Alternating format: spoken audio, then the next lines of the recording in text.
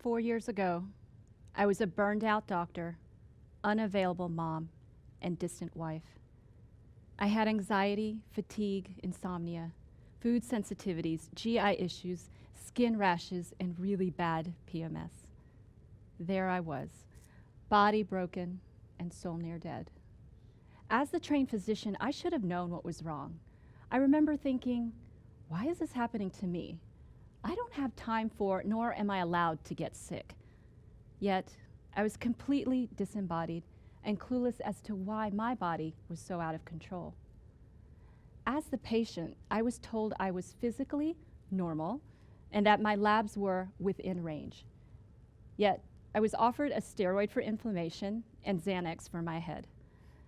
Adamant about not taking pharmaceutical medications, I decided to try every other alternative modality. So, I ate a gluten-free, dairy-free, corn-free, soy-free, egg-free diet.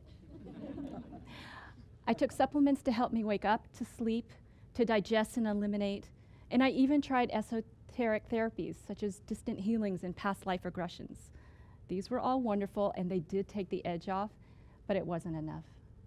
Something was wrong from the inside. Deep inside, I was in crisis. One day, I flew out to Los Angeles for a functional medicine training program, which emphasizes finding the root cause and patterns in illness and disease, and starting treatment from there first. The facilitators introduced the timeline tool, which maps out a patient's history on an arrow and documents not only when the symptoms happened, but what other emotional, psychological, and spiritual events happened at the time of the pathology. Chronicling my own history, I realized that all the years of drive and ambition to do, be, and have more finally culminated and became my perfect storm. Physically, my adrenal glands, the fight or flight organ which secretes the stress hormone cortisol, was completely fatigued. I soon learned that a dysfunctional adrenal system could cause all of the symptoms that I had. Emotionally, I was depleted, chased by the mental tigers named perfectionism and need for approval. Psychologically, I was worried that I would fail as a mother, wife, and doctor, disappointing everybody who supported me along the way, and heartbroken over our healthcare system because I could not yet fulfill my idealistic medical student dream to help heal humanity as well as honor the Hippocratic Oath of do no harm. Spiritually, my personality and true purpose were completely malaligned. I played the role of the good doctor, the white coat, the stethoscope, behind the glass desk and computer, tolerated the pressures of conventional medical practice to see more patients in very little time, ordered tests to satisfy meaningful use criteria, met budget, documented every phone call and conversation, labeled my patients with precise ICD codes, and kept the integrity of comprehensive and compassionate care, all with a smile on my face. Yet, my patients needed more, and there was more that I could do. They needed to be seen, heard, and mattered. They wanted love and compassion. They wanted to learn how to care for themselves as well as their families, and I wanted to teach them. Interesting that the word doctor is derived from the Latin doco, which means to teach. I believe I was called to be their teacher, to teach them how to self-care, to breathe, to connect to their higher power, to understand and own their bodies, as well as create possibilities for their lives that they never thought imaginable. Those blue scrubs and rubber Crocs never suited me. I was meant to wear the mala beads and the recycled leggings made of recycled water bottles.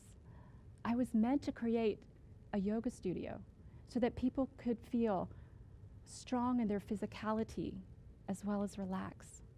It was my job to build a community from the grassroots so that they could be empowered to support each other with knowledge. Man, I had been living somebody else's dream for me instead of my own. Something had to shift. And as Anais Nin said, the day came when the risk to remain tight in a bud was more painful than the risk it took to blossom. So, I left my hospital-owned medical practice, to take a more integrative approach to caring for myself, my family, and my patients.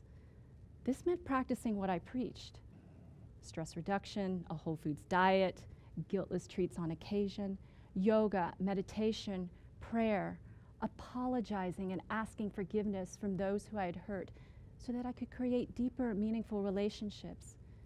It meant listening to my body, its simple needs like breath, rest, sleep, and laughter. It meant, above all, listening to the deep whispers of my soul so that I could stay true to what was important to me. A few weeks after I resigned from my job, my skin cleared, I slept like a baby, I could breathe for the first time in a long time, and I ate a grand slice of cheese pizza without having a crazy allergic reaction. Now, as a physician, I'm interested in why symptoms and illness occur, not just band-aiding, excising, or ignoring the problem. Our biography is our biology. The story of our lives, including every negative event, gets lodged in our cells and tissues. Neurobiologist Candace Pert proved that emotions, guilt, anger, fear, resentment, secrete neuropeptides in the brain to change the chemistry of every cell in our bodies. The inability to process these emotions through, i.e. share, shake off, or let go, forces stagnation and accumulation, physical, emotional, spiritual, and psychological, which is the true root cause of illness and disease. Addressing our being from all of those layers using deep self-inquiry, self-reflection, and positive action can lead to rapid and sustainable health and well-being. The universal law of cause and effect states that we create our reality. We as individuals are the microcosm reflected in the macrocosm of humanity. The heartbreaking truth is that we've created a world whereby our children, including my own 10-year-old Bella and 6-year-old Luca, will be the first generation of children who will not live as long as their parents. If we hope and dream for sustainable health and well-being for ourselves as well as for future generations, we must start from the inside first. Mahatma Gandhi said, "As human beings, our greatness lies not so much in being able to remake the world as in being able to remake ourselves." Thank you.